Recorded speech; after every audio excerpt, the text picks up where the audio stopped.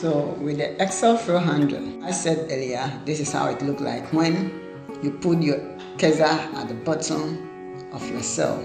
So it will turn a plus sign with the arrows. So when you scroll down, it will just perform a copy of the data you had. It will just perform a copy of your data. So now let's take for instance, this is the branch. So let's come to the record.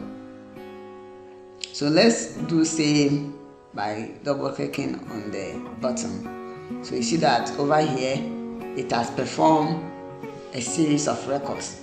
So when you perform, so over here the difference is that we have a text with numbers, and anytime there's a text with numbers, the fill handle will perform a series of records. So over here let's do the same thing by dragging it down. So you see that it has performed a series. So if you don't want it to perform a series but you want a copy of it, you just come to the bottom over here, the autofill option, you just click on this arrow, then you can select a copy and it will perform a copy. So I want to maintain the series, so let's just click on the fill format. And over here a date. So let's do same thing for the date and let's see what happened. So you see the date also perform a series.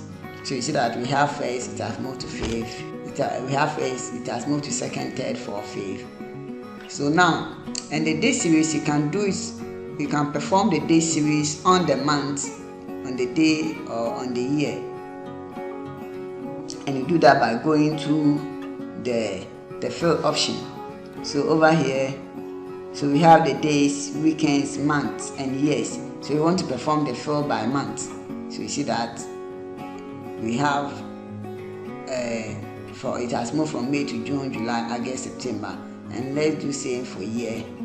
So we just click on the full year and it will do the same. So let's go back to the days, and let's see what happened to days. So see that it performed a series as well. Then we also have numbers. So numbers, what happened? So numbers, it perform a copy. So when we have text alone, it perform a copy, and when you have numbers, it perform a copy. So for instance, over here we have number 1, but we want it to perform a series. But we know that when we just drag it down, it will perform a copy. But the autofill option, the fill option here, gives us the option to change it to series. So over here we can just change it to series. So fill series, then it will give us a series. And we can also do same by performing a pattern. So let's say we have we have the cumulative hours. So this is 8 and 8, it will add 8 to 8 to become 16. So over here the pattern, when you just click on it like that, you see that they perform a pattern. So 16, 24, 32 in that order. So we are doing the same over here.